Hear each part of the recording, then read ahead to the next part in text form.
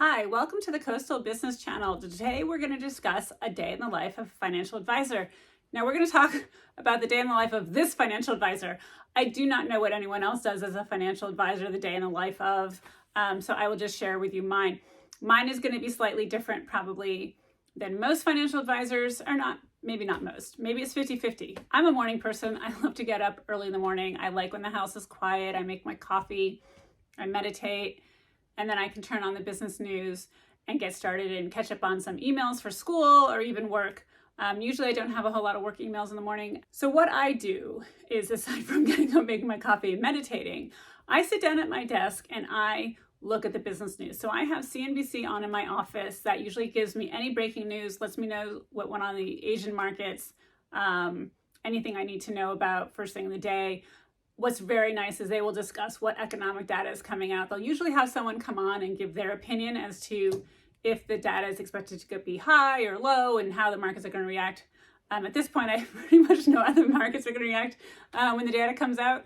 I don't need someone else to tell me, but it is nice to listen to that. So it is important when I come in the morning, what economic data is going to be released and how is it going to affect that market? And is there any client that is going to need to buy or wants to sell in the near term that this data or the reaction to this data is going to cause me to act? And right now I do have a client who we are adjusting her portfolio. So this data is important. It is important to, when we sell something we want to get out of, we look for the up days, and there's certain things we want to buy more of, and we look for the down days. So it is important. And I usually will touch base with her via email, or for example, today is Sunday. On Friday, we talked and I said, okay, well, this is what I think is going to happen. Let's talk Monday morning and let's look to buy some treasuries. So we are going to wait for data to come out and see what the treasury market does before we actually follow through. But we have a plan. So usually I do this on Sunday, but sometimes it'll be Monday morning. But I will go through the majority of my client accounts, and definitely the client accounts that I know the client may or may not want to withdraw money. So I need to make sure that I know that they have enough liquid cash or liquid investments in their portfolio that should they call up and say, hey, I'm going to withdraw money, or if they do it on their own and take money out of their account, that there is going to be money for them to take out of their account. So that is something I do first thing on Monday.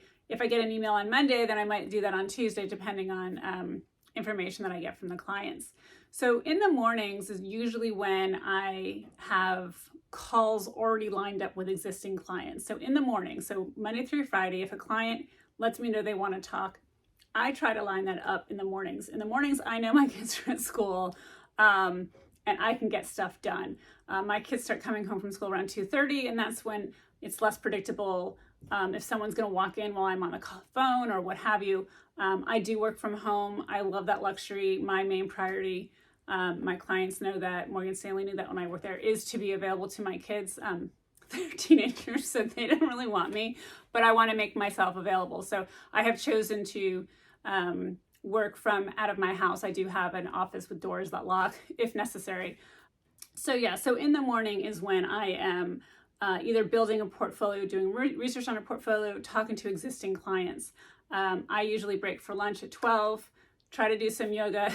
I haven't been recently, but that's what I try to do, and have a little lunch. And then at 1 o'clock, I start prospecting. So I'm still in the phase that I want to build my business. So if you are starting out as a financial advisor, or you're in your early stage, I try to spend a significant amount of time prospecting. So even though I might earmark from 1 to 5 every day, 4 hours I earmark for prospecting. It honestly just rarely ever happens that I can do 4 hours of prospecting. But prospecting to me might be following up. I have probably 200 people that I've talked to over the past of the 4 years that have not told me, no, I don't want a financial advisor, but they'll say, this isn't a good time, can you call me back? And I'll call back and they don't answer. But I have that list. So sometimes it is trying to see on LinkedIn or what have you, have they changed jobs? Is there a life event?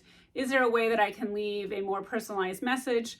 A lot of times I choose not to leave messages because I want to be able to call and follow up a month later or what have you. So I work on that. And some days I get motivated and I work on adding more people to my call list. On my call list, you have to verify it with the do not call. You have to be very respectful. So I pay attention to all of that. But that's how I've built my business, is calling. I've met a couple people through tennis. Somebody contacted me through Facebook, which I've found shocking. But I did get a new client off of my Facebook page, actually a really wealthy gentleman. So I'm kind of surprised how that worked out. But so that is what I do. And then, so that whole afternoon is earmarked for prospecting. I will tell you, I have a lot of client calls that end up in the afternoon because people don't want to talk in the morning when I would prefer to talk, right? They're managing their own business in the morning, so they don't necessarily want to talk to me. I have had taken client calls on Saturdays and on Sundays.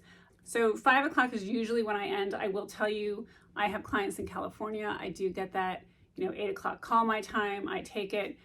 The other is that in the evening, I will follow up with thank you notes if I need to write thank you notes, make notes in my spreadsheets. But I also, before I go to bed, I check the Asian markets.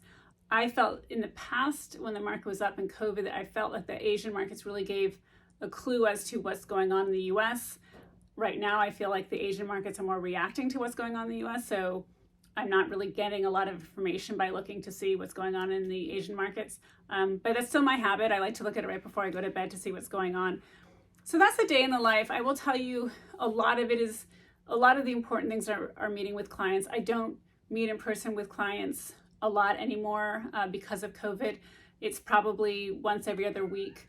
If I do, like, that whole schedule is gone, right? So, if I'm meeting with somebody, that's a 3 or 4 hour chunk out of my day. So that's what I say, like, I plan to prospect 4 hours a day, but if anything has to go by the wayside, it's always prospecting, right? Prospecting is the thing I'm going to not do or push to the side. It's never going to be not working on your clients. It is easier to keep a client than it is to get a new one.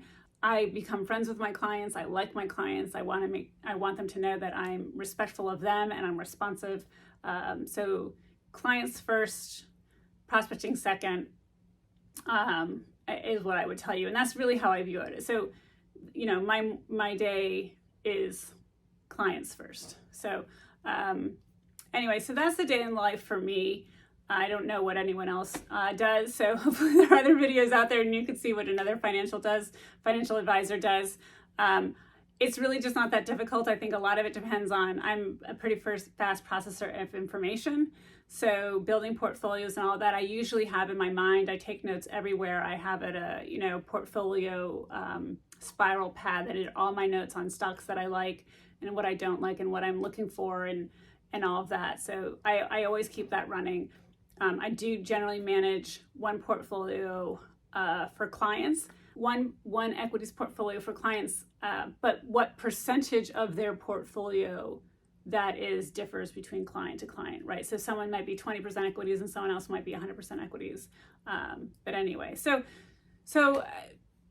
look into being a financial advisor. I think it's a wonderful career. I think it's a wonderful career for women who want the flexibility when they have the kids. You can build your book as big as you want it, or you can keep it on the smaller side.